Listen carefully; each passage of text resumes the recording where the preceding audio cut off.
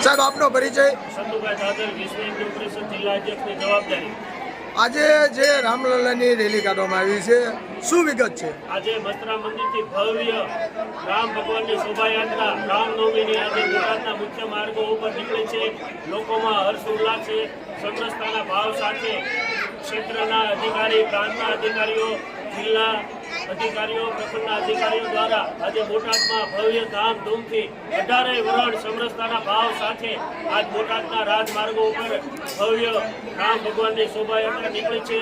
લોકોમાં હર્ષ અને ઉલ્લાસ છે અને આજે રામ મંદિર બન્યા પછી પહેલી રથયાત્રા છે, તો આજે સ્વયંભૂ માણસો આજ રામલલ્લાના દર્શન કરવા માટે બોટાદમાં ચોકે ચોકે સ્વાગત થયું છે। શરબત, પાણીની, ચાની વ્યવસ્થા કરવામાં આવી છે અને 18 વરણ આજ હર્ષ અને લાગણી અનુભવે છે। મથુરા મંદિરે જ્યારે રથયાત્રા પૂર્ણ થાય છે અને આજે ફરાળની વ્યવસ્થા અહીંયા તમામ ભક્તો માટે કરવામાં આવી છે। આ રથયાત્રામાં મથુરા યુવક મંડળ, માલધારી સમાજ, ક્ષત્રિય સમાજ 18 વર્ષ બધા ભાવથી જોડાયા છે અને સમરસતાના ભાવ સાથે સંતો મહંતો રાજકીય આગેવાનો ઉપસ્થિત રહ્યા। જય શ્રી રામ।